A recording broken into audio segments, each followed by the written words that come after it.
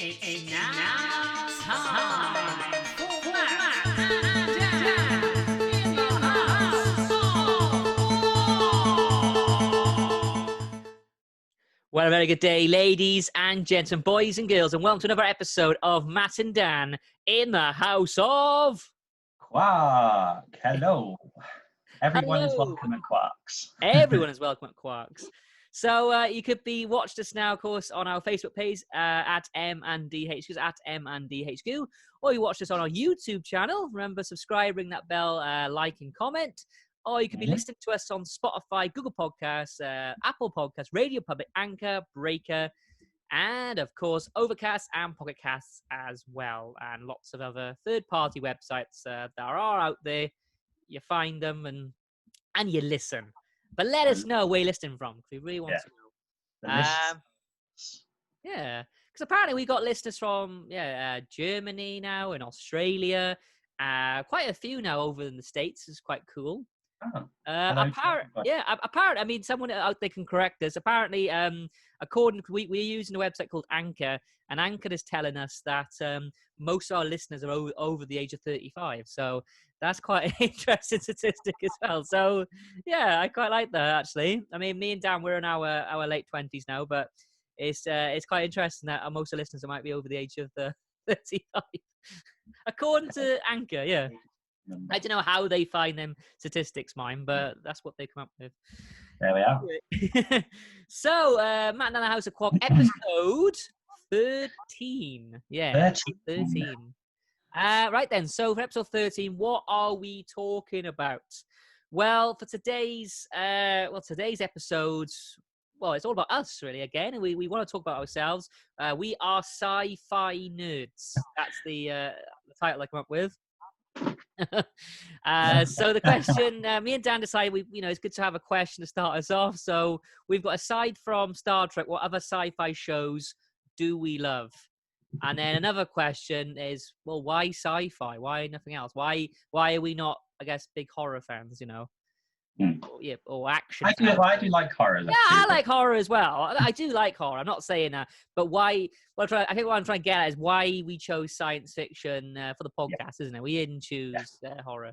I do like horror as well. So any horror fans out there, I do obviously still. I got lots of friends who are obsessed with horror as well. But like the same way, I'm obsessed with science fiction. So there we are. I've not watched that in a while, actually. No, I do quite like being scared, actually. I don't know what it is. It's just the thrill of it, isn't it? Yeah. Anyway, so we got, if you are watching us, you can see a picture here that I randomly just found on Google Images, which I actually struggled to read because I don't know it makes sense. It says, "Good reason sci-fi to be a nerd." Is that right? Am I reading that? That's how it looks, but I think it's meant to be good reason to be a sci-fi nerd, but all the words are mixed up, so it reads good reason sci-fi to be a nerd. And then most of the pictures are Doctor Who. There's like two Star Treks. Two Star Trek, and then a random one that Matt or me can't make out. So if anybody's watching, it's the one between David Tennant and Paul McGann. Who's he? I don't know who that is. I don't know. I have no idea. I just a random picture. I just saw the word sci-fi in it. I think I just put it. I just thought, I'll have that. Sci-fi. I love that. Right then, so we're going to get started now. So aside from Star Trek, what other sci-fi shows do we love? Do you want to start us off, Dan? I will start us off, yes. I've been looking forward to talking about this, actually. So aside from Star Trek, the other sci-fi show I love is, there's a few, like Star Trek, there's a few spin-offs from it, is Stargate.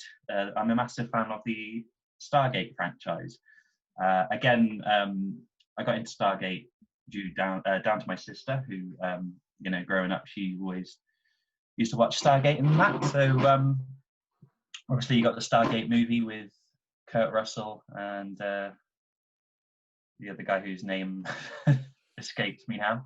But from that, then obviously you had Stargate SG-1 and then Stargate Atlantis. So they found the city of Atlantis in another galaxy. So there's the show on that. And then they set a show aboard a ship called the Destiny, which is called Stargate Universe. So there's lots to it, and there's also a prequel to the movie called Stargate Origins, and it's all about how they discovered the Stargate, really. So yeah, it's a lot like, I like it a lot for the same reasons I like Star Trek, really. It's a good adventure show. Lots of sort of aliens, and it's a lot different to Star Trek in that it's set now, or it could be set in the present day, which is probably a reason why I love it, because if you think about it, it could be going on now, because throughout the whole Stargate franchise, like it's not open to the public don't know, and it's one of the sort of themes of the whole Stargate thing is it's a big secret and nobody knows about it. And there's a big my phone's ringing for some reason. Peter, it's the worst time you could have called. Go away. The worst time you could have called. Sorry about that.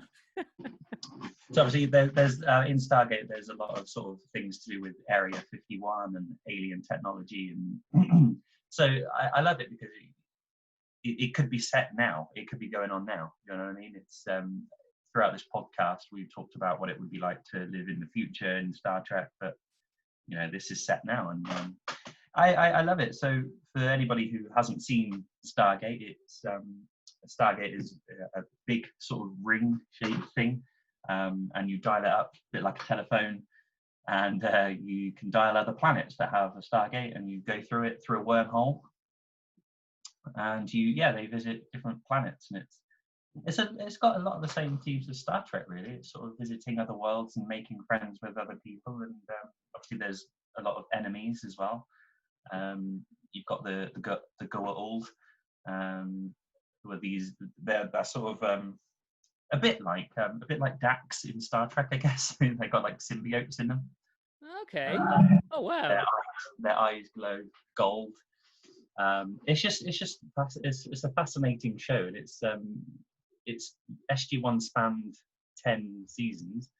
Atlantis spanned 5 seasons, and Universe only had 2 because the ratings weren't that good, and also I think MGM had some trouble or whatever. So yeah, I love it. It's like I say, it's a lot of adventure. It's I guess, like I say, I guess like Star Trek, and the main team, I guess, is like a mix of people. You've got obviously Colonel O'Neill, who's just this big military type man, and you've got Colonel Carter, who's the scientist. Daniel Jackson, who's he's big into his like Egyptian mythology, and he's like the know-it-all, I guess. And then you've got Teal'c, who's this. He used to be one of the bad guys, but now he's turned good, and he's helping the people on Earth to. I just love it. Like I said, it's so many, so many different storylines out there. Like I said, I mentioned Egyptian mythology. Mm-hmm. There's a lot of that, and there's a lot of mythology, and it's a lot of folklore and legends, and I mean that stuff in real life fascinates me anyway. So like to have that in Stargate, it's just it's brilliant, and I love it, and it fascinates me. Fascinating is the word that I would use for Stargate. Yeah, I could talk about Stargate for a long time. Yeah, no, you definitely could. I mean, I've never actually seen Stargate yet. I'll be honest, I haven't. You're always telling me to watch it. Yeah, it's one of the things I want you to watch. No, and I will. But one thing that did intrigue me about the series, I mean, I've watched the film. That's as far as I've gone. And one thing that did intrigue me about it was it linked to Egyptian mythology with Ra and all that. So that's one thing. Yeah. So that's one thing that did really interest me with that show. I guess when you said, I mean, I haven't seen it, but you said about how it's obviously set in present day, but it's a secret. Kind of like a Section 31 sort of thing, isn't it? I guess. Yeah. I guess so. Yeah. Yeah, as in it's a secret thing going on. Yeah. It's just they don't. There's a storyline. There's an episode I think where they do. It's like an alternate reality thing, and the Stargate program has gone public. And they go to the alternate reality, and it's a big public thing. But yeah, it's a big secret, I guess, just because they don't want people knowing. And yeah. Yeah, yeah. A bit like, There's I mean, if you think about yeah. like the or not myth, but you think about like Area 51, all the secrets and Yeah, yeah. theories about that. It's a lot like that. That you know, Okay. So I guess it's an actual idea. It could be real then, because it's set in present yeah, day. It could yeah, actually be yeah. actually going on. Oh, that's cool. I'm definitely. I am gonna give it a go. I am. It's so I good, will. and like I say, it's another one of those shows that like I find relaxing to watch, and just Okay. you know the. I mean, I've mentioned that Star Trek has a good sort of family feel to it, but Mhm. so Stargate has a lot of close character relationships, Mhm. and like I say, you've got humans working with aliens and going to different planets, and yeah, in fact, the guy who plays Quark, this is Matt and Dan in the House of Quark. The guy who plays Quark is actually in an episode of Stargate SG-1. Oh wow. Yeah, Okay. yeah. But Yeah. yeah, Well, no, we said that all the sci-fi actors all seem to mix between all the different shows, don't they? They seem to yeah, be yeah, typecast a sci-fi actor, don't they? Yeah. yeah, Yeah. yeah. But no, I love Stargate. You know, I think it's just the awe of just like I say, the Egyptian mythology and a lot of relics as well. They find a lot of relics, objects that you know, what could this do? And there's an object where it's like that they have a mirror, and it's like you sort of look into it, and then you're in like another alternate reality type thing. You've got things like you've got the Asgard as well, which are like these you know, all-knowing aliens, and you've got Okay. an enemy called the replicators, which are like these like spider things. They're like mechanical spider things. Um, The Asgard. That'll be based on it's a Norse mythology, though, won't North it? Norse Yeah. Yeah. North mythology. Yeah, I Yeah. can't say it. Yeah. Norse. Yeah. That's hard to say. Norse Norse mythology. mythology. Um, Odin and all that. Yeah. yeah, so I think that's why I like it so much. Really, it's just the yeah, the mythology of it all, and just the stories. Watch it, please. No, It's so I good. will. Do you know if it's streaming on anything at the moment? Is it on any streaming? Unfortunately, not. I think the film might be on Prime. Yeah, yeah. I've got the film on DVD actually, but yeah, Ah, there we are. yeah. In terms of the series, I don't know because the thing is, MGM had their own app called Gatecast, Okay. not Gatecast, Stargate Command, sorry. And you could go on Stargate Command, and then using like I used it on my Fire Stick, an app called Gatecast that they had Okay. all the they had on the Stargate Command app you could cast it to TV, but they got rid of that because they wanted their own streaming service. So I think they have their own streaming service now. So if you want to pay, you know, it's kind of like Netflix, but like an MGM version. Um, Yeah, I'll have to look into that. Yeah. there's a lot of talk about where it would go. Like I think I think at one point it did used to be on Netflix, but then I think they got rid of it. But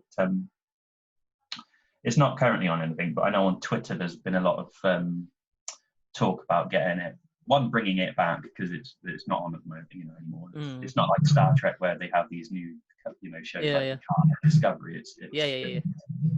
But no, that's interesting what you said. Bringing it back though, it's like you sent me an interview not long ago about the DS9 cast, and they were all talking about how streaming platforms as sort of resurrected the series, like Yeah, DS9. I mean, like we remember a time when DS9 was sort of like the alternative Star Trek that no one really liked, and they were saying that's what they felt like, and then they feel like Netflix and these sites have actually helped them a lot to sort of like gain new audiences, and people are actually watching it the way they should watch it, as in episode by episode. Because obviously you got to think, years ago when it was coming out, if you missed an episode, that was it. You missed it. Like, it was gone. And I imagine that probably happened quite a lot back in those days. I remember.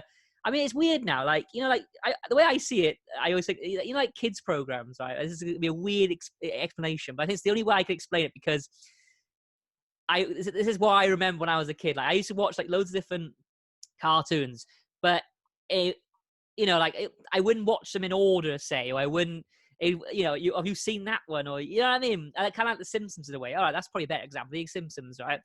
And if you random episodes, Yeah. you wouldn't random order. Do you know what I'm trying to say? Whereas Yeah. now, it's weird. I think we come to like a new era of like television where people have to watch things in order, and that's probably why like things are turning into a bit more of a drama, isn't it? You know what I mean? It's more of there's always seemed to be some kind of plot going on, doesn't it? Like an arc. But I do think that people are watching things episode by episode, and no, I just find that interesting though. How if Stargate does come on a streaming platform like Netflix and Amazon Prime or whatever, like would it suddenly become really popular again, like Deep Space Nine did? Yeah. I think it would. I think, like I say, because not long ago on Twitter there was a big sort of push for it to come back. So like, I tweeted myself, using there's like a hashtag that you could use and everything just to try and get it back. Prime, Amazon Prime, and Netflix just to find it a home, really, because I think, especially in current conditions, with lockdown and stuff, a lot of people are watching Netflix and on Amazon this Prime. is the right time, isn't it? When you think about it, this is the time to do it. It's time to hit them hard, like it's a lot of people discovering things. Yeah. That, and then it's there, so you can go back to it. So like for me, example, I'm currently watching DS9, and then if Stargate was on Netflix, I could go, well, I've got DS9 now, I could go back and watch stuff. And it's always there, do you know what I mean? I think streaming has actually saved Star Trek as well, in a way. I mean, like, I remember a time when Netflix first came out, when they first started, well, I don't think it was Case came out, when they first started having Star Trek on it. And I remember Star Trek would be like one of the top like trends and stuff, and it'd be like Voyager's like #1 in the UK. And I was like, why is everyone all of a sudden watching Voyager? Why is everyone all of a sudden watching Enterprise? And I do think maybe that's what's helped it, because then Netflix, obviously, with CBS, they made Discovery. And that's really popular, and that's got loads of fans, and it's like a new audience of these streamers, people who watch things on streaming sites. And then obviously like Picard came out on Amazon Prime, and I do think streaming in a way has actually saved Star Trek. Now we've got loads of series coming out. There was a time when it was silent for years. We would do talks about things coming out and nothing ever came of it or whatever. Now I think Star Trek's is it's cool again, it's popular again. Which is where Stargate is at the moment. It's in that it's in that place where it needs to find new fans, I think, to bring it back. But then the old fans, if it does have a home, like you say, I think hopefully we could have a series like, it'll be that, as a fan myself, I would want it to be canon and sort of with some original characters, but then you'd need a series like Discovery with new characters to entice that new audience and stuff. So I think that's what Stargate needs at the moment, is firstly a home, and then that sort of boost. Oh, definitely. But going back to Stargate, it's one of those classic sci-fi series, really. For me personally, I think it's got a lot about it, and it's got aliens, and it's got sort of sci-fi technology, and spaceships, and or the Earth's danger. Do you think remember that remember when Doctor Who was really popular, like on BBC, and then ITV tried to come up with their own thing? Is that like basically based on Stargate? Was it Primeval? Wasn't that like a wormhole sort of thing? If you remember that, was it called Primeval? There is a series called Primeval, but I've never seen it. I know hasn't it got dinosaurs in it? I'm sure that because I remember watching an episode or two, and I'm going back years now, over 10 years ago now, so I can't really remember. But I'm sure that was like a wormhole-y sort of thing that they did. I know there was a show called Terra Firma. No, I'm not sure if I know that one. Which apparently is linked to Stargate, but I've never seen that. But I don't know. To answer your question, I don't know. I thought Primeval was about dinosaurs. Or wasn't it like, I don't know. I'm sure I remember a gate. I'm sure I remember a gate. Does anyone know? Tell me, was Tell there a us, gate? because Because I can't remember. It was over 10 years ago. But I think I remember they were trying to basically go up against Doctor Who at the time, because obviously Doctor Who was so big. Right, ITV was like, we'll have our own. yeah. Doctor What? Dr. What? But yeah, I love Stargate. Like I say, I mean, it's for me, it's been the same as Star Trek to me. It's been a show where I've gone to for a place of solace to watch. When I'm just feeling. It's one of those shows. You know what I mean? And like I say, yeah, it's just got a lot of sci-fi. It's got spaceships. It's got aliens. It's got space. Really, Yeah, So yeah. I love Stargate. I really do. Awesome. And again, I'm really glad that it's like I say, it was my sister that got me watching Stargate, and I'm watching Star Trek. So again, my sister. All right then. So yeah, Stargate. I'm definitely going to watch it one day. I promise you, I will.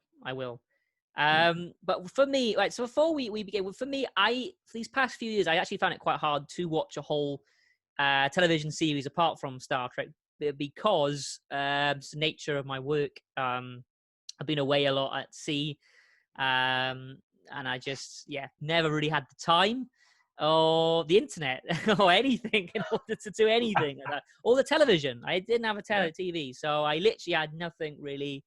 To really I mean, I had series on my hard drive. That's as much as I tried to. But then obviously I had to try and get a hold of stuff. I was the only problem as well. So it's wherever I had. But anyway, there is one series that has come to mind, and I like to bring this one up. And it is well, basically it's by the Jim Henson Company, and that first of all really interests me because it works a lot with puppeteering. I do like puppeteering, like obviously all the Muppets and all that, but I do. Well, if you remember that he did the Dark Crystal as well. That was a cast just full of puppets. I don't know if you've seen the Dark Crystal as a fantasy film. It's like an old. Oh, I know of it. Yeah, I know of it. Yeah, I think it came out in the 80s, and it was a big fantasy film, kind of like a Labyrinth sort of thing. But I was thinking Labyrinth. Yeah, when you mentioned, because I think I was scrolling past it when I was trying to find a film to watch the other day. Yeah, it had like Labyrinth, and then Dark Crystal. Netflix did make a new series of it. It's like an updated one. I haven't watched it. I don't know if I want to watch it though. I don't know. I'm a bit like, but it's the original's just classic. I haven't seen that, but I know it's on Netflix. Yeah. So for me, I'm gonna go with Farscape, which again I loved Farscape. One thing that really did again draw me to it is because it was done by the Jim Henson Company, and I do love puppeteering. I love it to be. I always said I love my science fiction to be real, as in I love classic Star Wars, when they made a robot out of a box or whatever.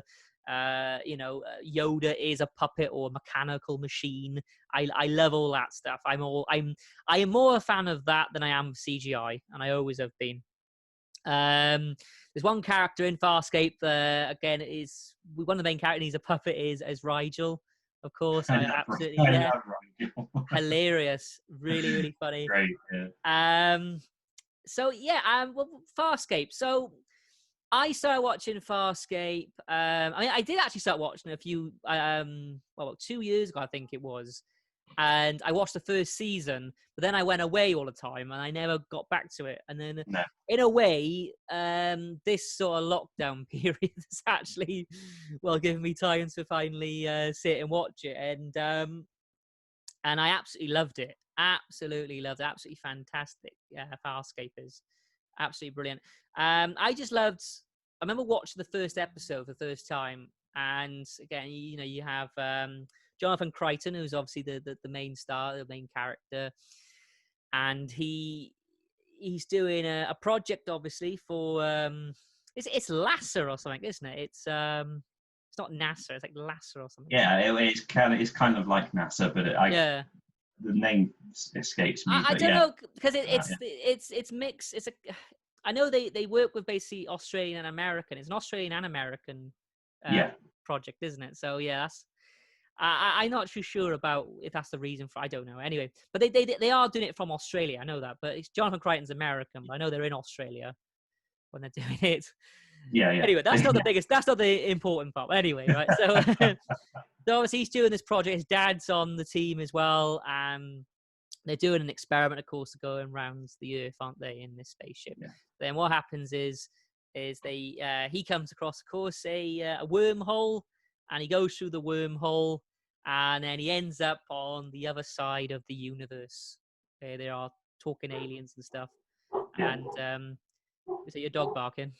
Yeah, somebody's at the door. Oh, all right. I ordered something on Amazon, so it might be there. But It's a good doorbell you got there. Yeah. I mean, I loved about yeah. So what I loved about Farscape. So the idea is again kind of like your reason as well. You know, the whole like it's set in present day. I like the idea. I mean, it's not really now. I mean, it's set in the 90s, isn't it? Well, early 2090s, that sort of time. So not really now as such. However, I can relate to it. It's not that long ago, you know.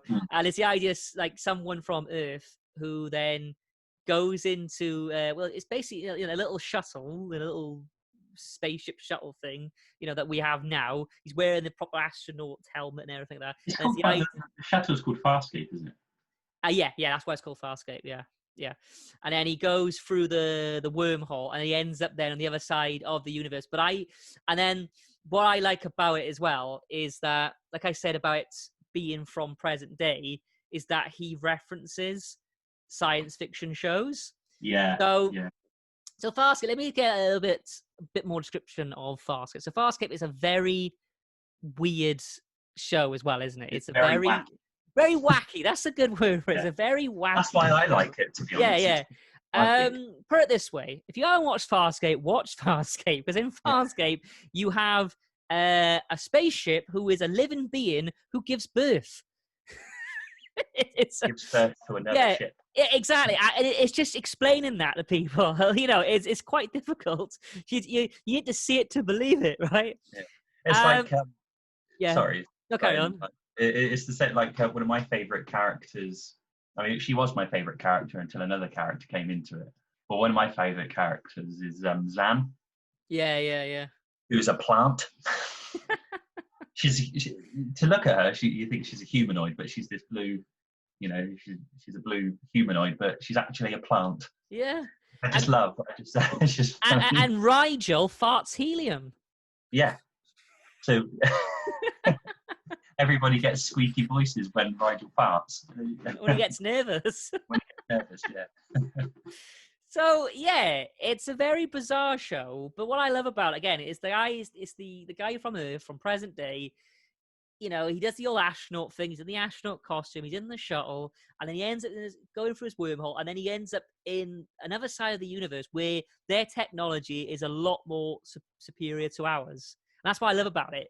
And then he links it then to to things like he references Star Trek, and he references Star Wars, and I think this one, what is it when he I can't remember. They call something else. I think he asked for a tractor beam or something, doesn't he? And they call it something else. Or they're like, "What are you talking about?" And it's also things like they don't say warp, do they? Or hyperdrive. They have starburst. Starburst. I hate starburst. But yeah, it's. I can't think what I was going to say now. But yeah, it's just so bizarre, and it's just this. Like I said, this human character who just interacts. And he's very sarcastic as well. That's what I love about it. He's so, the good thing about what's brilliant about Farscape is it's so surreal, but Jonathan Crichton is so real and so sarcastic towards it all. And do you know what I mean? It's that's what I love about it. It's like it makes it. It's so bizarre. However, they bring it down to like reality, so it's not so wacky and it's not so like unbelievable that it could be real. It's because of Jonathan Arch, the way he interacts with the characters and the way he interacts with. Oh, sorry, Crichton. Because they both called Jonathan. Yeah. And you know what I mean? So how he interacts with all the characters and the world, the world of, well, that extended universe, and it just, it's just brilliant. It's just so bizarre as well. And like I said, I love the puppetry as well. That's what really drew me to it. I know there's one episode. I don't want to say too much because I don't want to. Cause Dan's just watched it now. See, I know he started watching it. I'm at the end of season 2. In season 2. So actually, no, before I go on for the puppetry, I just want to say I keep forgetting to mention. So basically, with Farscape, Jonathan Crichton's mission obviously is to try and get home. He does explain then in the opening credits, he does say things like, "My name is John Crichton. I'm an astronaut. I'm lost." That actually does change slightly, by the way. I don't want to ruin that for you, Dan, but you'll know what I mean. It does change slightly what he says, but basically, just a gist of it. He needs to try and find his way home.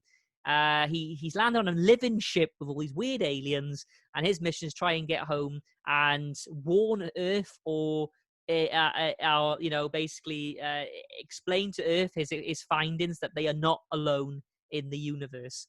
But it really is a wacky adventure. It really is. It's such, again, I watch it because you told me to watch it. Yeah. I'm really glad I started watching it. I'm getting really into it at the moment. Yeah, but I think. Sorry, hang on. Sorry, I was going to say this Farscape. It's the way I see it is kind of like, well, when Crichton first lands on or goes into Moya, the ship. The ship's called Moya, by the way. Yeah. Kind of like, you would think, oh, am I just dreaming, because it's like these wacky. Yeah. Not taking it like, as somebody watching it for the first time, like, I'm not going to take this seriously. But the more you watch it, the more you do take it seriously, even though it is really wacky and weird. But I think it's thanks to Crichton. I do. Yeah. I think that's what gives it that, because he's from our world. And he then references to like other sci-fi shows. Like he goes like, "Oh, a little green man is there, like Yoda," and things like that. And because doesn't he calls Dargo Chewie at one point, doesn't he? Yeah. It's I love Dargo. Yeah. But then with Fast as well, I was going to say with the puppetry and why I love it as well is there's a particular scene. Rigel basically gets chucked in prison, isn't he? He's and he's next to this other dude who's like a leader of some kind of alien race, and it's just the puppeteering is just spot on. It's perfect, and it's it is, because to look at them you wouldn't see like, oh, that's a puppet. That's natural. But the fact they are puppets as well. That's why Jim Henson is just spot on with it. Really is spot on.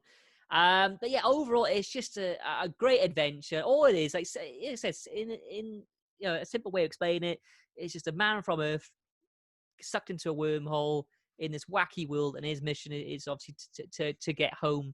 And it's just that nice, simple sort of storyline. But then it goes off into all sorts of different obstacles in his way, and it's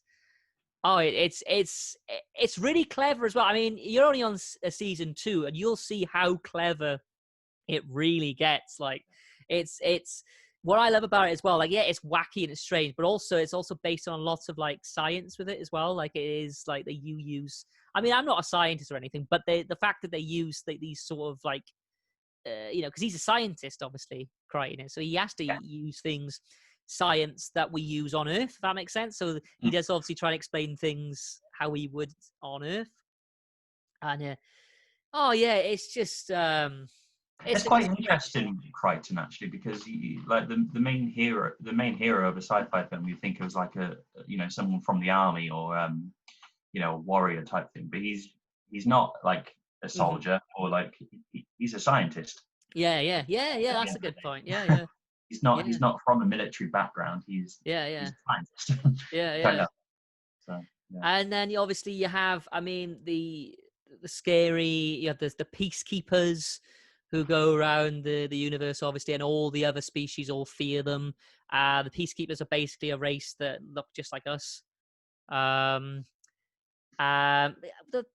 mean, I'd say, again, I don't want to ruin it, but I say what I'd say is you learn a lot more about the peacekeepers and why they're called the peacekeepers as well. But you'll learn that. Yeah. Honestly, it's a lot to come for you. It really is a lot to take in. I can't wait. Like I said, You'll I'm see. really enjoying it. I'm really into it. Yeah. Yeah. Like you, I mean, yeah, the puppetry is great, and also like the makeup and the aesthetics of like you Yeah. think like you know, I've mentioned Zan. She's got beautiful makeup, like blue, and then like the intricacies of her the spots on her face. You've got like Dargo, who's got these massive. When I look at Dargo, I kind of think of Jar Jar Binks. Yeah. um, I mean, I always saw him as like I mean Luxon, because that's his species, Luxon. He's Luxon. Yeah, is basically like based on like the Klingons, isn't it? That sort of thing, the warrior race. He's a warrior. He's great. He's a great character. So, like I said, the makeup, like Chiana as well, who's probably my favorite character. I love Chiana. Yeah. The makeup, I love the way she just is. You know, I love the relationship between Chiana and Dargo. Yeah. So yeah, like not just the puppetry, the makeup as well of you know, various characters is great. You know, Pilot, who's this like weird sort of lobster crab Yeah. type thing. But again, he's a puppet though. That's what I love He's a about it. puppet. You know, it's great. But again, I know you said it's done so well that it looks real. And for me to know that the Jim Henson Company did it, I know like the amount of effort they were put into it and everything. And yeah, it's one thing as well. I loved about Farscape, it'll really excite me when I first started watching it, was how they explained how different species understood each other, like through talking. Like, because the one thing about science fiction shows is like, I mean, like Star Trek, for instance. I mean, Star Trek, everyone mostly just speaks English, you know, and it's like, well, they all just speak English though. I mean, I know we have obviously a Klingon, another language, of Vulcan and all that, but they all just sort of accepted English, haven't they, as their language, you know, and kind of like in, I mean, there's examples like in the Star Wars films, well, where you have, well, any sort of sci-fi show, where you have aliens talking in an alien language, and then the human talks in English. You know what I mean? Talks in English. And a good example. Have you ever seen the film District 9? Yes. You know the prawn alien things. Yeah. And he's talking to them. Yeah, that's what they call them, prawns, actually, don't they, as well? And he's talking to them, and I remember I always found it weird. They are like talking in their weird alien language, and he talks them back in English, and they're having a conversation. And I don't know about you, I always found that, I don't know, I always be like, well, I don't know, I found it weird. Either speak one language, or do you know what I mean? Where I love how Farscape does it, where they inject the whole thing, don't they, into their bodies, which makes the like it's translator, universal translator. It's kind of like a universal translator, isn't it? Yeah. We actually have that in Star Trek, saying that they do have a universal translator. I do understand that as well. I think Doctor Who explains it as well. I was about to say Doctor Who. Yeah. TARDIS. And the TARDIS does it. TARDIS does it, yeah. But I love the fact that they get injected something when they're born, and that's how they communicate with each other, you know.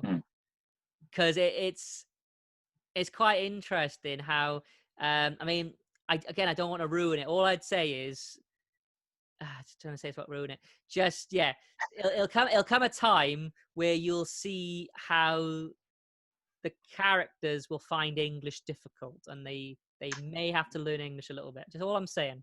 That's interesting. I just love the power of sci. Like I get really excited that I've got that all to come, and it's like It's like for you, I can't wait for you to watch Stargate because it's so good, and it's like the fact that sci-fi excites me, and obviously we'll get onto this when we talk about sci-fi. It's just the power of sci-fi. It's just things like that just excite me. I get really excited, like, oh, I can't wait to get onto the episodes that you're watching. Or the one thing I want to say about Farscape, though, the thing I love about it, obviously everything that we've said so far, is two of the main characters in Farscape are played by actors who are in Stargate. Oh, okay. Who play main characters in Stargate. So the actor who Ben Browder, who plays Crichton in Farscape, the main character in Farscape, he becomes a main character in Stargate SG-1 in season 9, I want to believe. He plays Colonel Mitchell in Stargate. So he's in that. And then Claudia Black, who plays Erin Sung in Farscape, ends up playing Vala Maldoran in Stargate SG-1. So Oh.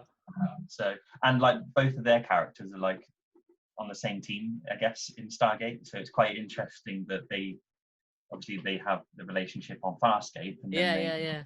um, they're both in Stargate SG-1 together. So And I guess I, that's always going around in your head as well at the same time, yeah, isn't it? Sort of thing. You're sort yeah. of thinking about that. They did Farscape obviously before they did Stargate. So, Hmm. but I think it says something about those two that when I first saw them, I was like, oh yeah, that's Colonel Mitchell and Vala from Stargate. But Yeah. now it's like, no, it's Crichton and Erin because Yeah. you know, both really good actors who playing completely different characters. So, which I love, because I didn't want to watch it and be like, oh, I'm Yeah. watching Colonel Mitchell from Stargate SG-1. Do you know what I mean? So, Yeah. yeah, I just find it interesting. That's what I love about it. Is it's fastly becoming another one of my favorite sci-fi shows. That's interesting. You said. I mean, do you think that could work though with like some Star Trek actors, as in like Spock? Obviously Leonard Nimoy. Mm. I mean, I think maybe Leonard Nimoy, because Leonard Nimoy, he's always Spock to me. Same with William Shatner, actually. Like, I saw William Shatner in some kind of chick flick film before, and I just kept saying, why is Captain Kirk there? Like, all the time. You know what I mean? Like, there are some... Yeah, but then I kind of the example of Patrick Stewart. Like Patrick Yeah, Stewart okay. plays quite a lot of iconic roles. Obviously, he's not just Jean-Luc Picard; he's Charles Xavier. So I Charles guess it's like Xavier, yeah, and that's a good point as well. from X-Men, which is another, I guess, sci-fi type thing, isn't it? Yeah. And then, well, I'm It's trying to like think. Catherine Janeway's in Orange is the New Black, isn't she? I want to see that. Have you seen it? No, I just saw. I was I like, know she's in Captain it. Janeway. She's stuck in the holodeck. Yeah. That's the problem. I said that to you the other day. I was watching the was it the biopic about Tolkien, who wrote Yes. the Hobbit, Yeah. and yeah, Miles O'Brien's in it. And Yeah. I remember watching it and going, "Oh, great! Now it's become a holosuite simulation." Like that Yeah. automatically sort of happens to me when I It's see. funny, like with uh, Charles O'Brien, Miles O'Brien. I watched a horror film years ago, and I forget what it's called. But he's in that, and I remember it not being a very good film. But I know that he's in it, and I'm like, oh, he's It was a he's Miles was O'Brien. it was a holodeck simulation. Yeah. But it wasn't. It's not a very good. It's a horror film, right? But he plays like this priest in it, I think, because he's, I guess, But yeah, I wonder if these actors sort of get that a lot of people. You know what I mean? That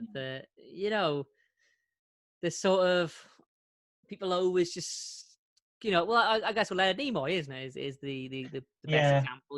He said it is yeah. autobiography. I am not Spock, and then I am Spock, and whatever. Yeah, I guess some actors would love that, and I guess some actors, I guess, would. I think um, the actor who plays Trip Tucker in Star Trek Enterprise, Hmm. he's one of the main villains in Stargate Atlantis. Okay. Um, and I know when he plays Michael in Stargate Atlantis. I should Yeah. say as well, Atlantis is out of like the three versions of Stargate. Atlantis is my favorite. Okay. Um, I guess because I watched it at a time where I was going through a really rough time a couple of years ago, which I won't say what, but like and Atlantis helped me through it basically. But the actor who plays Trip Tucker is one of the main villains in Atlantis.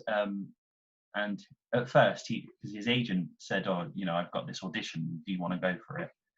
But he thought, "Oh, well, Stargate, another iconic, sci-fi franchise."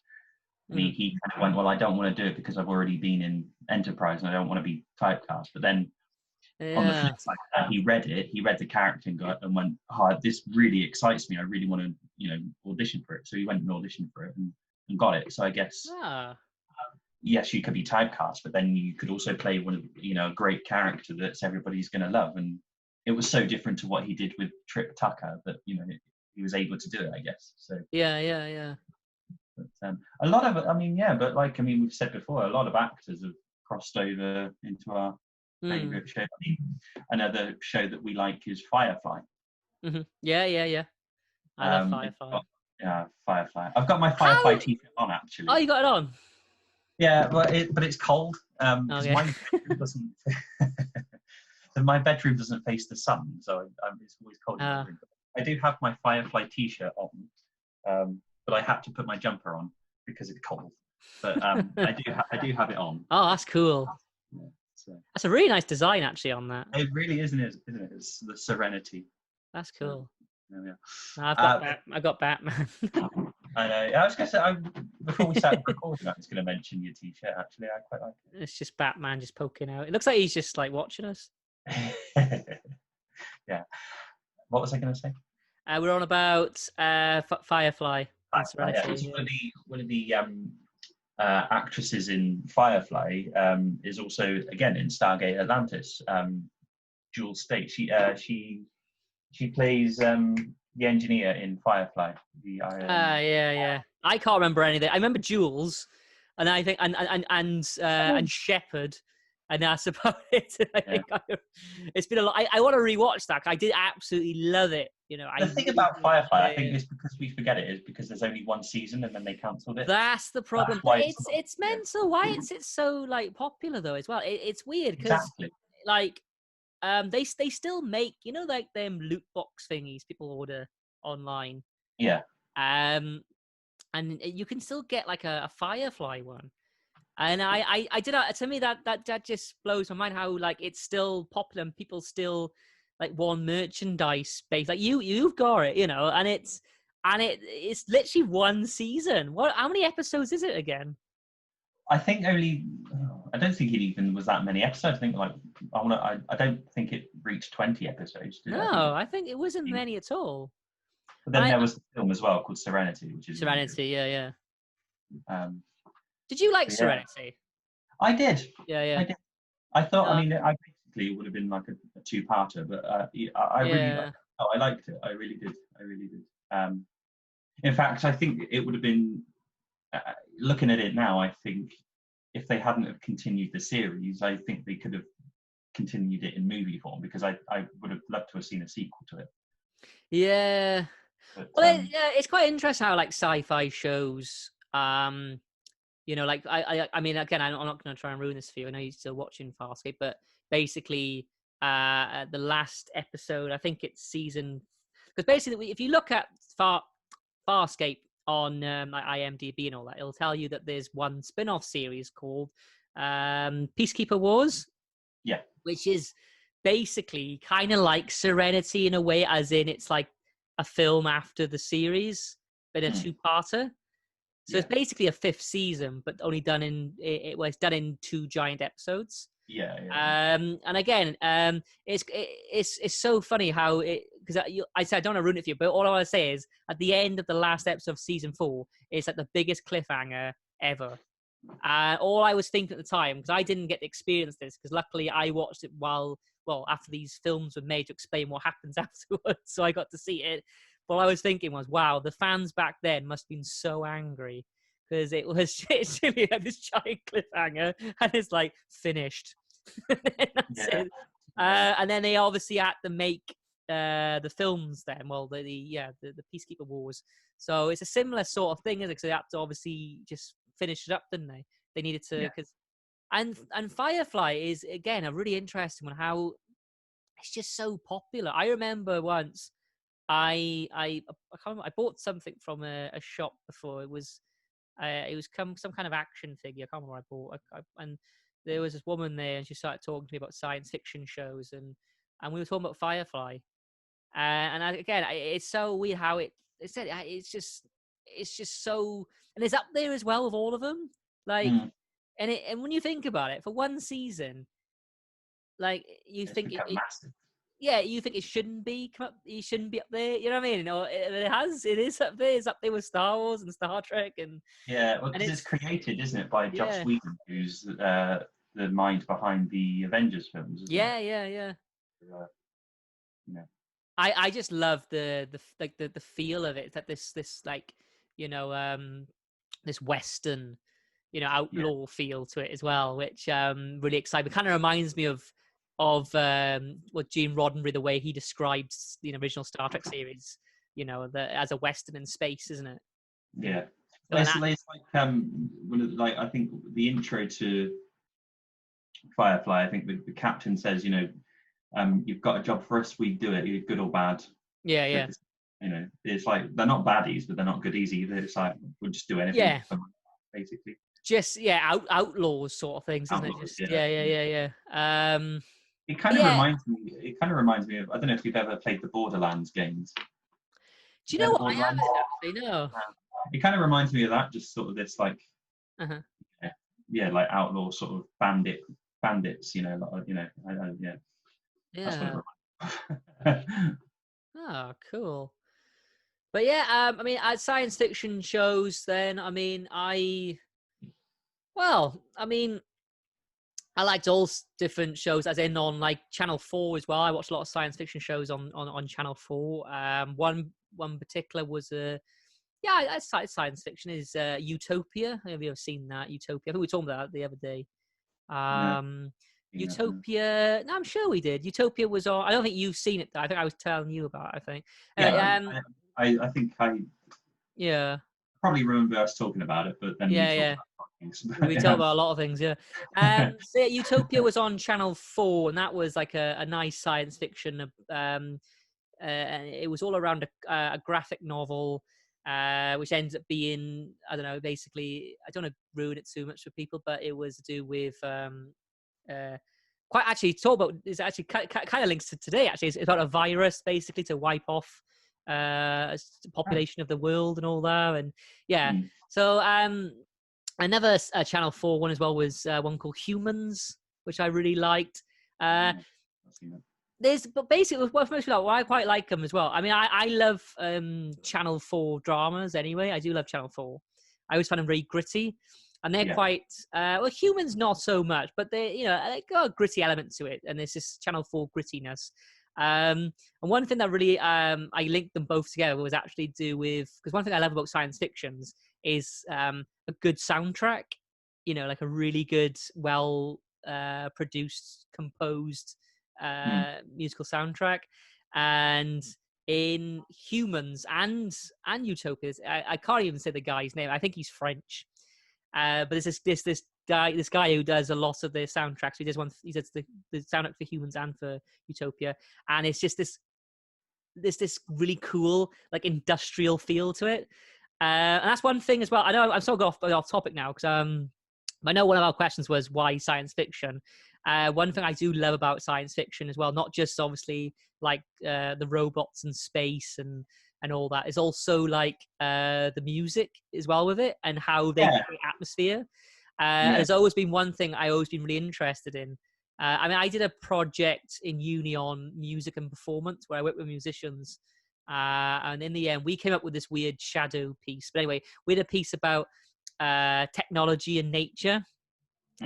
And so I worked with a guitarist and a bass player, and they came up with this like soundscape of like birds and things like that. And then also it was like this mechanical sounding thing underneath it, like interacting with the birds. And I love all that stuff.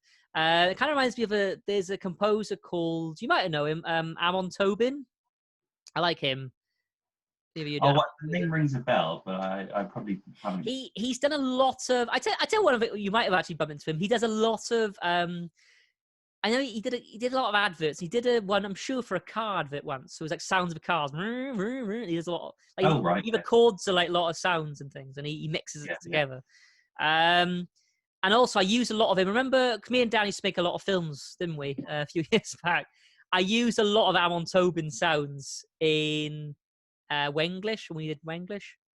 Oh, right. Yeah, so I use a lot of Amon Tobin. So what I'm trying to say is I love this French guy who does a lot of Channel 4 stuff. I love this sort of just science fiction, like sound to it as well. I love when a science fiction has a good soundtrack and it just works beautifully. Like Blade Runner as well is a perfect example. The sound of Blade Runner. Blade Runner is one reason I got into science fiction. It's just this gritty, I would like to watch those films. It's just this gritty electronic sound to it, and but then that's a good word. Yeah, but I mean, you look at obviously then Star Trek and Star Wars, then of course goes against that, but then that's cool as well. They're more like orchestral sounds, aren't they? Yeah, like Yeah. Star Wars is more grand John Williams. Because I think that's like it's more of a saga, I guess, isn't Yeah, it? yeah. More of a sort of needs big orchestral instruments. Yeah. This is like more a saga, a big story. But I think something like Blade Runner is sort of, or anything that's set in a dystopian world, that you can get away with like electronic sounds, like futuristic sounds, things like that. Yeah, no, like I said, that's one thing I do like. It's like I can't remember I can't even say the guy's name probably. Anyway, it's this French guy, and he's really cool. I end up like actually listening to his stuff like on my laptop anyway, not even watching anything, just listening to all them sounds and things. And so yeah, that's one reason I think with science fiction was with music.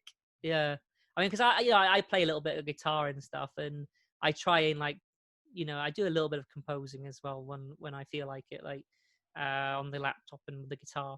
I always like that idea of science fiction sort of industrial sort of Industrial. That's a good word. you know what I mean.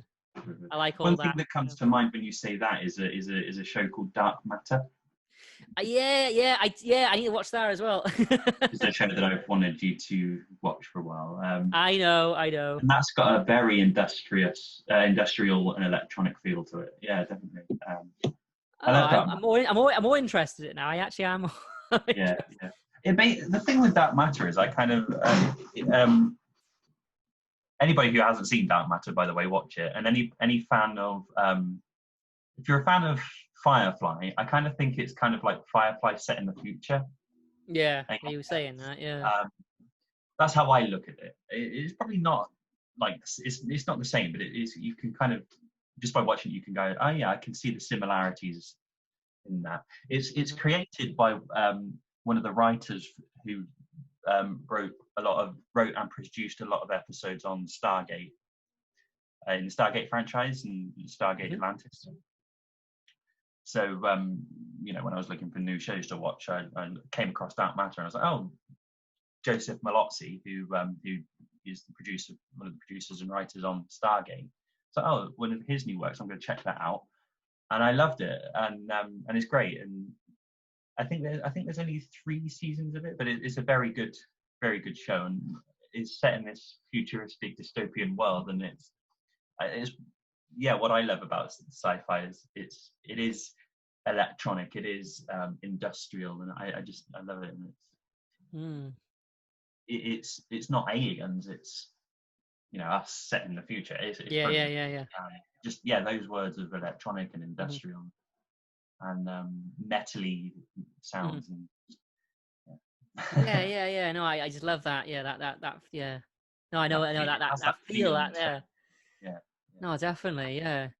Carry on. So you carry on. I was just going to say another. I mean, because I love DS9, set on a space station. There's a lot of space stations in Dark Matter as well. One thing I like doing when I'm bored is going on Pinterest and just seeing like fan arts of like different space stations and things, and it just fascinates me. And I mean, I like going on Pinterest anyway because I like to get like wallpapers for my phone, and like one of the threads on Pinterest I have is space stations and space, and it's just, I don't know why it fascinates me so much. I just find it fascinating, like aspects of that, of like space stations and industrious. But watch Dark Matter, honestly, it's really good. I will get around to that as well. Well, actually, saying about watching stuff, I did watch. Basically, so one of the things I love about science fiction, one thing that always intrigued me as well was I've always had a bit of obsession. I don't know why with robots and androids and things like that. I don't know what it is. That's why I love Humans as well on Channel 4. Yeah. I love Isaac Asimov. I do read Isaac Asimov books, and he's the guy who developed obviously the 3 laws of robotics and things like that. I'd highly recommend. I mean, it's nothing really. Well, the film is obviously based on it, but I, Robot is a book I by was going to say, when you said yeah. it, I thought iRobot. Yeah. Yeah, but I Robot, the book itself is, well, I mean, it's based on. I mean, the film is obviously based Film on is it. based. I've not read You the can book. see that, but Yeah. the book is it's not one big story. It's a series of short stories, which I Right. love about it. They're all connected because it's about a woman who's basically kind of like a diary entry sort of thing. She's reflecting on her past, right? Anyway, but in these stories, then, and it does amaze me because obviously, you know, how ahead of their time they were. That's one thing I love about as well. I read a lot of H.G. Wells and things like that. And H.G. Wells, the fact that, you know, like a writer from, you know, the 19th century is talking about like these tripod things in War of the Worlds walking through London and things like that. That always amazes me. And also a big one, Mary Shelley's Frankenstein, you know.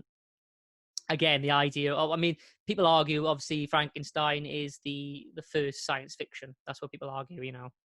That's yeah, which is, I guess, a good argument. Yeah.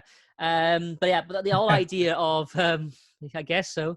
But no, I was trying to say there's other cases. No, I know. Yeah, that's what I'm trying to say. Just in case anyone's, well, actually, you could look at it this way or whatever. Anyway, but yeah, but the idea of, I guess, man-made machines, and, you know, or men using machines to enhance, you know, human bodies or whatever, or builds human life or whatever, has always been one thing that really amazed me. There's actually, I mean, the term robot originally came from a Czech play from the Czech Republic. I Right. can't remember what it's called. I need to read it as one on my reading list, actually. I can't remember what it's called, but basically it's the first time the term robot was used ever. Oh, right. Okay. And that's where it comes from. So the word robot that we use today, like even in like, I mean, the term robotics, I mean, you use when they, you know, when people actually build robots, you know, and they sell robots, they actually use the term robot, and we all universally say it's a robot, don't we? But that actually came from a play, came from theatre, which I find quite interesting. Yeah, and from what I've read of reviews, they're not actually as robotic as we think. You know, when we think of robot, we think of robot and all that. They're more human than anything. But then I don't know. That's always. I mean, what I'm trying to get at as well. I'm really interested in a TV series that's currently on iPlayer, and I have found it. It's definitely on there, and I think I'm going to be watching that tonight. Actually, now I think I've decided. Oh, it is on there. Is it? It is on there. Is this the thing that we talked about yesterday? Yeah. So yeah, what I was trying to say is I'm really obsessed with robots and androids. But there's one series I haven't actually watched yet, and I've noticed that it's on iPlayer, so I'll definitely be checking it out. And that's Battlestar Galactica. And Is it all on there? Because I might do it. well, it says 4 seasons, so I'm sure the advert, because basically I was watching TV once, and it was on BBC One, and it said Battlestar Galactica, and I'm sure it said award-winning series, and it said like complete series now on Wow. BBC Oh, that's iPlayer. good to know, actually. Yeah. Yeah. Out as well, then. Yeah. So I've always been interested in robots and things. I don't know why. I've always had a bit of obsession with robot. I always get excited when I come across a robot character. Like I read a lot of graphic novels as well, and when there's like a robotic character, there's a graphic novel I read recently called Saga. In Saga, there's like a robot. It's like a weird robot race that have like weird TV head things, right? It's really strange. Anyway, but I don't know what it is. I just get really intrigued by robotics and robots and androids and things like that. I mean, because I told Dan I'm finally getting a tattoo. I'm the Star Trek insignia, but I want to see how. Basically, I hadn't had a tattoo yet before, as you know. So I know. I want to see how I deal with the pain. Yeah.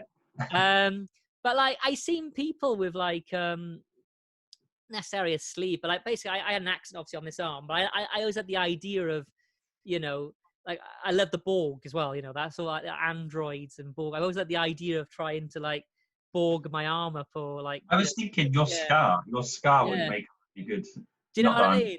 Yeah. You could turn your scar into into something Borg like. Yeah, Borg like, yeah. I mean, I'm reading a manga as well called Full Metal Alchemist, where he has a mechanical arm and a mechanical Yeah. leg, and I don't know what it is, but that sort of stuff always excites me. Astro Boy as well. I love Astro Boy, and Astro Boy is he's basically like a futuristic Pinocchio. He's a robotic boy who has rockets for legs and things like and that sort of thing. Like, I don't know what it is. It just excites me. And also, I remember. I'm not sure this is based. I'm not sure it's based on a book. Possibly an Isaac Asimov book, if it was going to be a book. Although I always think of Steven Spielberg's film AI as well, Oh artificial yeah. intelligence. I always find the blue fairy, which is again basically was Pinocchio, isn't it? Blue fairy and all that.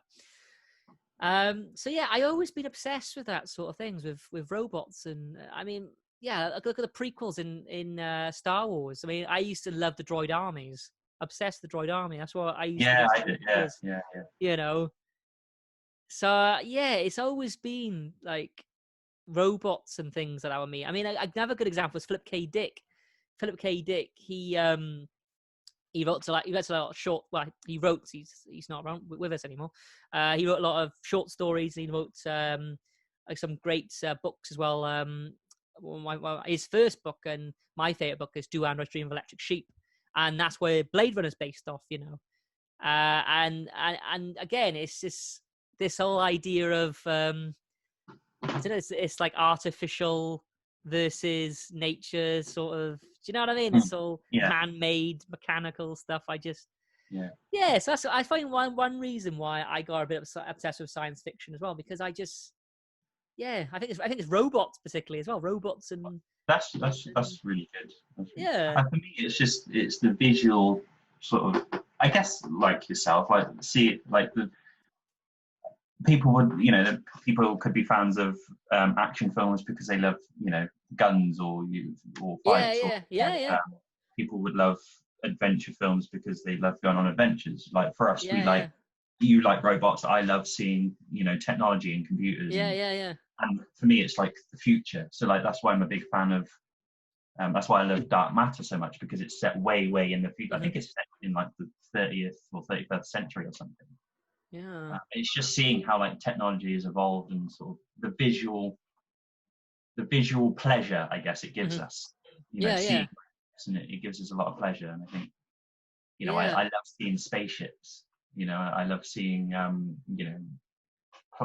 different planets, and I love seeing aliens, and just I think the visual pleasure it gives us. I think that's why we love sci-fi, I guess. For me, like, growing up with my sister, like I've mentioned loads of times before, Star Trek fan, Stargate fan. That's why I love sci-fi so much. The one thing I wanted to say was because the other day at the dinner table, I was talking with my parents. I was telling them about a I could probably, because it links to sci-fi, I guess. There's a documentary on Netflix at the moment about the Challenger shuttle. Okay. Yeah. Right. So, and I thought I'd better tell them because they love watching documentaries, and I've recently got into documentaries myself. So telling them about documentaries and stuff, and then it kind of just led on to a conversation about different stuff to watch on Netflix, because at the moment I think they're watching Designated Survivor or something. Okay. And basically my stepmom really loves Designated Survivor, but my dad likes it, but he can't really get into it. And then we were just talking about different shows that we could get into and we can't get into. And I basically pure and simply said, if it doesn't have a spaceship in, or if it isn't set in space, I don't really want to know. Yeah. Because they were suggesting things to me like, oh, you should watch Designated Survivor, or because basically we all share. We all share the well, they pay for it, but like we share the same Netflix account basically. So we've each got a profile, and like it's like I don't know, family, whatever. So we just suggest stuff to each other that we like. So there's a bit of context. So the conversation was about them telling me which shows they would recommend watching, or documentaries they would recommend watching. And I basically just said, look, if it's not set in space, or if it's not got a spaceship in it, but that really says something about me. I love that. it's like if I'm trying to find something on Netflix, I would always go, we always mention Netflix, but other streaming services are available. If I'm looking for a film to watch, it's like, oh, well, I don't want to watch that because it's not really set in space. Or one film that does come to mind, which is a good example of me doing this, is it's a Netflix original film called I'm Mother. Okay. And you should watch that because that's robots actually. Yeah, no, I think I've heard of it. That's all. It's yeah. really good. Yeah, It's a bit of a long film, but it's really good. It's got Hilary Swank in it. Okay. But that's robots again, and it's just a visually pleasurable film. Like you know, for you it'll be the robots, but for me it's like this the technology set in the future and stuff. But I think I was told about iMother, but then I think I came to, you know, when you're flicking through something to watch, and it's like, I don't want to watch that. I don't want to watch that. Am I in the mood for that? But for me, I always find myself drawn to, if it's sci-fi or if it's set in space, I was like, oh yeah, I'm watching that. Do you know what I mean? Yeah. I think anybody who's a fan of anything do that, you know. Yeah. So yeah, I think that's, you know, why I love sci-fi, is, you know, because Yeah.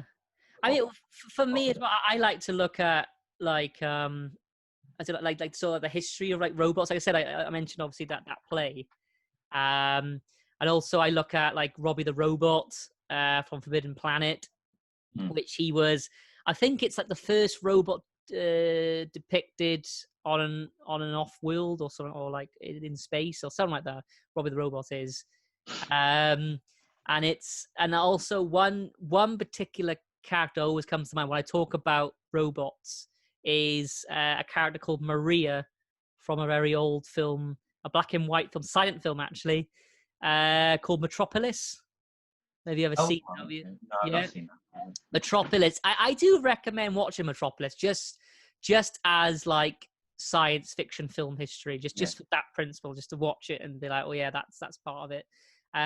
Metropolis is about basically all the workers all live underground and stuff, and then you have all like the rich people and all this, and then there's this mad scientist who builds a robot called Maria, and it's just the imagery again, like you said, you just like to see it, and it's visual pleasure, and it's just the sounds and the imagery and the way Maria moves. It's incredible. Like it really is. It's a yeah.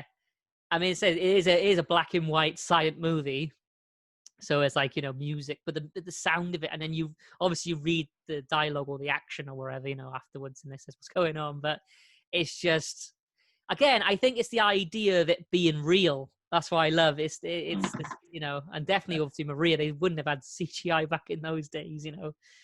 So I just always been sort of obsessed with that, of the idea of even like robots of today. I mean, like you get like child toys that are like basically, you know, becoming their friends. You know what I mean? Who can like interact with them, and that stuff always amazes me. I don't know why. I always like kind of want to have a look myself.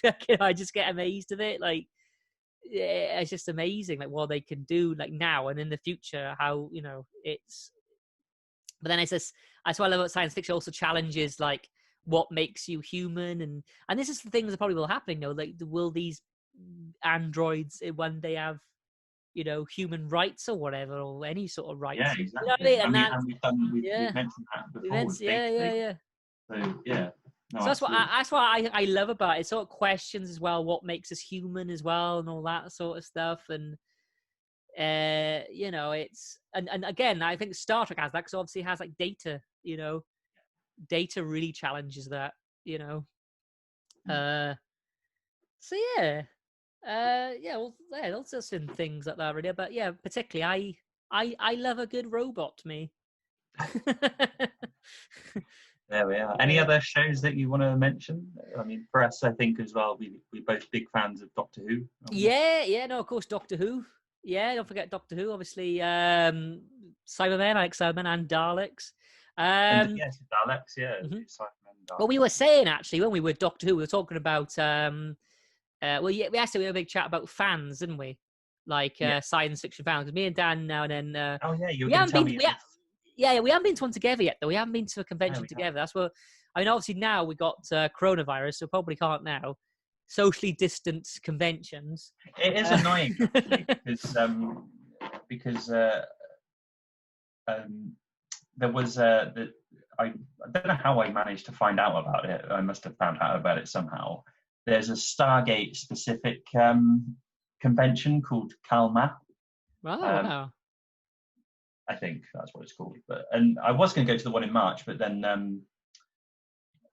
I didn't for personal reasons, which you would know about. Yeah. But then, because they do one twice a year, and I thought, well, I might actually go to the one in November, but they obviously cancelled it due to the virus. So, yeah, conventions and fans and that sort of, I think, is another reason why we both love sci-fi, is because there's a big.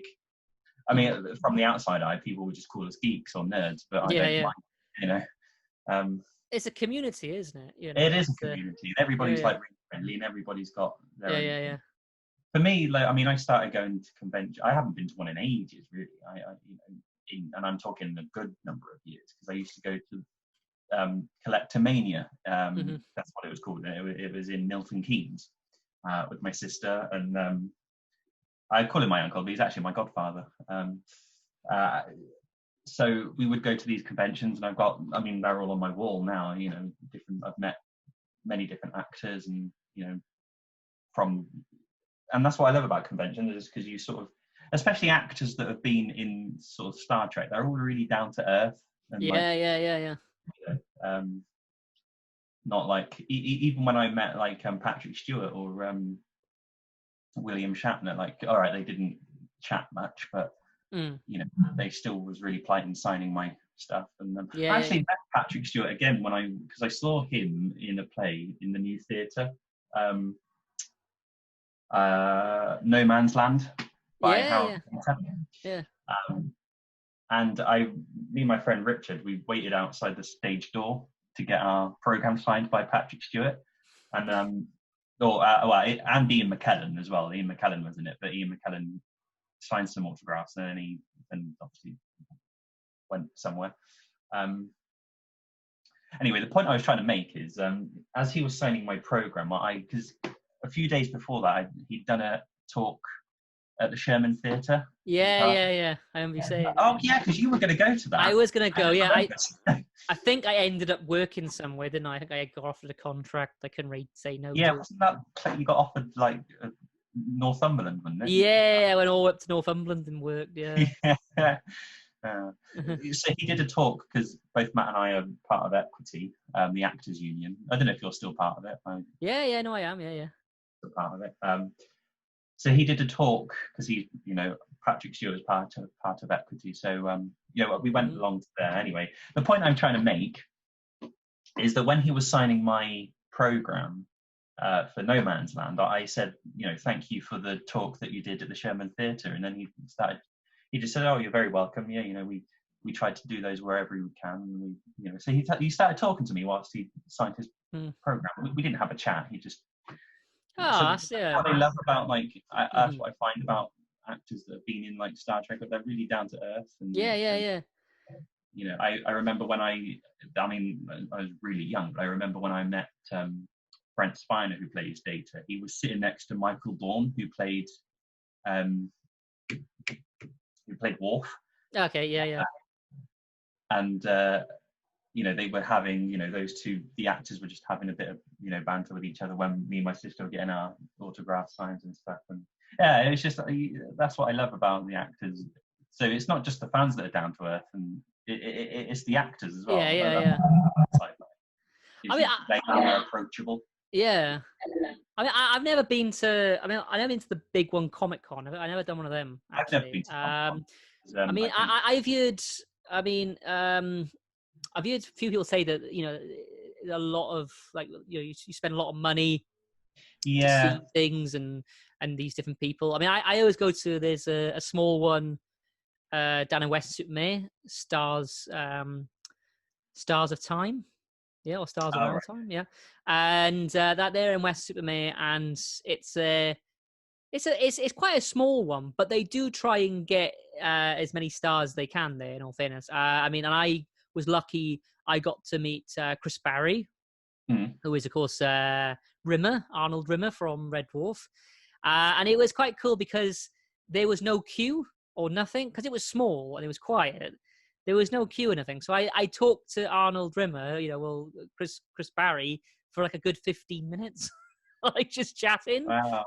And he asked, but the thing is, though, like, we were talking about his career, and then he starts asking about me, what I do. I was like, oh, I'm actually an entertainer. And then I was telling him, 'cause at the time, I actually put together for the kids a science fiction party where, but basically it was me and this, I had a robot character there, actually, I created called B4BO. It wasn't a rip-off of anything, I swear. I know, but what it is... No, actually, it was K4BO, not B4, K4BO. K4BO. I like that, though. That's great. And K4BO. And I was just, he was like, oh, wow, you're entertainers and all that. And he was like talking to us about the stuff we've done. And, obviously, and I said, oh, yeah, I also do a kids' pirate breakfast party as well. And I said, I want to do more science fiction. I was saying to him, though, and at the time. And I did it in the end. I was putting together a kids' breakfast party called, it's,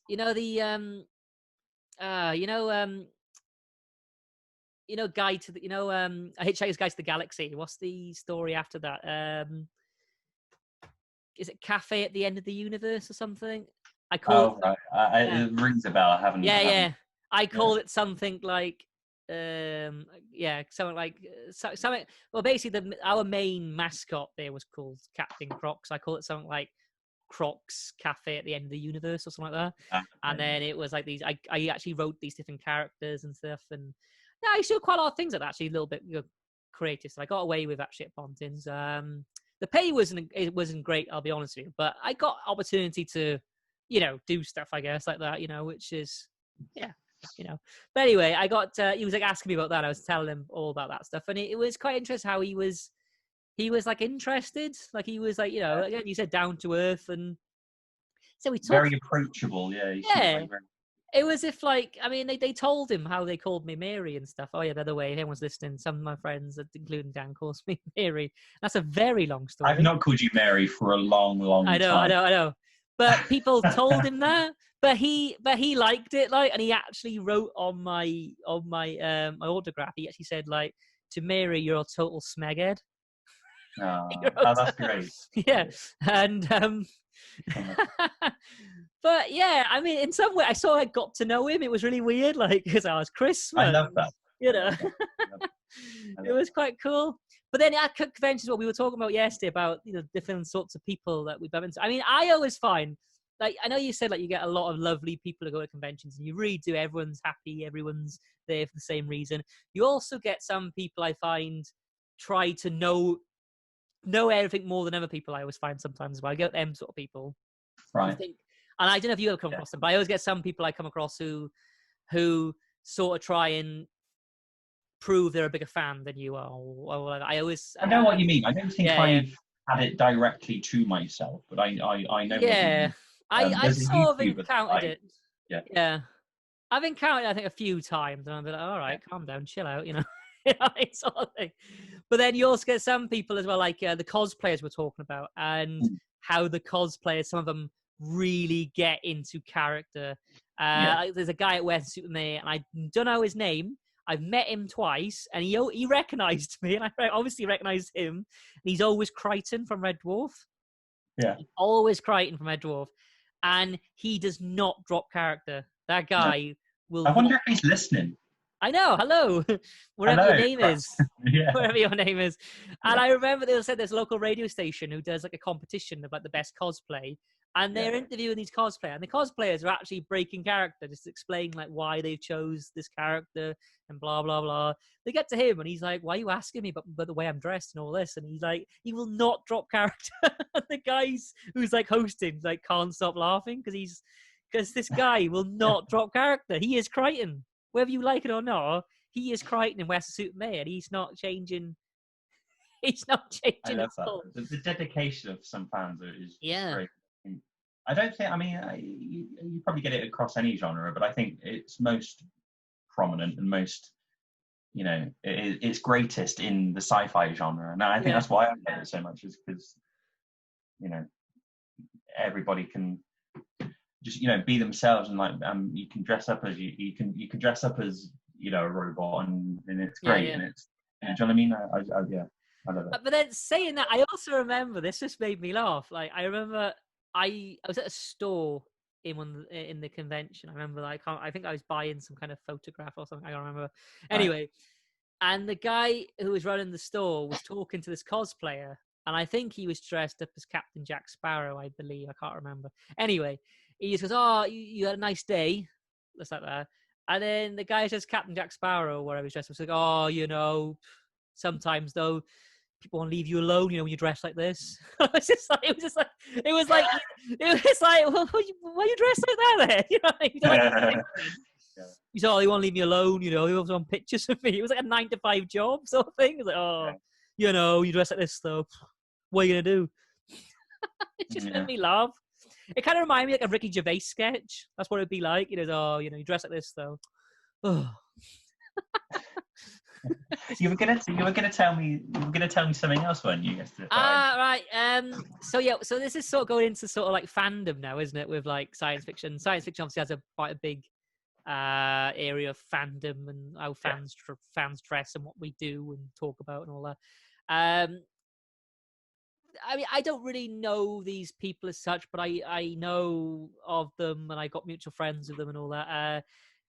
And I'm not sure they still do this, but all I know, there was a group of people from South Wales who used to actually dress up as the Doctor pretty much all the time, right? And they'd mainly go around Cardiff and have photographs around Torchwood and all this, and they I don't know. Apparently, their name was Team TARDIS. That's just what I'm saying. Is that the thing that you're going to say? Or? No, I mean, that's basically. But what I'm trying to say is, like, that is dedication there. Yeah. That you've got. I mean, they had a YouTube show. I remember that, and it wasn't really a show as such. It was more like a blog diary where like one of them would have a camera on them and they'd just be going on their regular day. So it could be they're going to the beach for the day, but they're all dressed up as Doctor Who, so they're all wearing all their scarves and stuff. And I don't know, like, I'm not, by the way, if you are listening to these people, I'm not making fun. I'm just saying, I just love the dedication.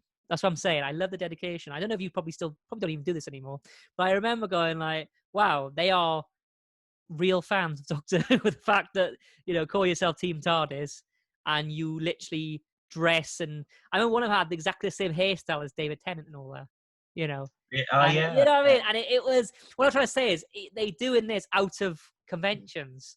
Like, I don't know, me and you, if we felt like it, maybe, we went to a convention, we wanted to cosplay, we dressed up as the Borg, maybe. We probably, we wouldn't be doing it every day. We wouldn't be dressing up as Starfleet every day, sort of thing. I mean, I've got Starfleet, uniforms actually in my cupboard somewhere. But I don't know, me personally, I sort of save that for conventions or things like this. But for people that do it sort of like in their everyday lives, I've got respect for that. No, I think that's brilliant.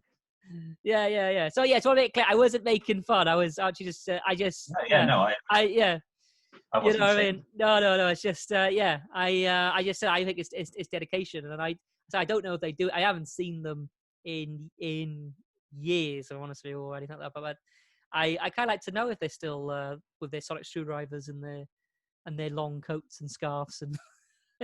Well, again, it's just the power of sci-fi that people choose to live their lives. I mean, I know that we probably used to joke about it, but no one else would probably take it seriously. We always used to say that. I know we used to joke about it, but we'll probably do it anyway. Is if you and I were to live together, like our living room in our flat would be like the bridge of the Enterprise. Yeah, definitely. There's things like that, do you know what I mean? It's like we would have, our living room as like the bridge of, the Enterprise, the exact replica, I guess, or 100%.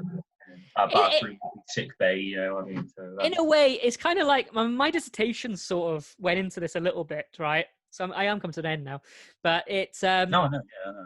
In a way, it's kind of like right, I know this me being a bit too extreme now, but it is in a way kind of like religion, like because Star Trek. Let's say we're talking about, obviously we're big Star Trek fans. Star Trek in a way is like our Bible full of different stories, isn't it? And I don't know what I always seem to relate things to Star Trek, like like scenarios. Oh, it's kind of like that episode with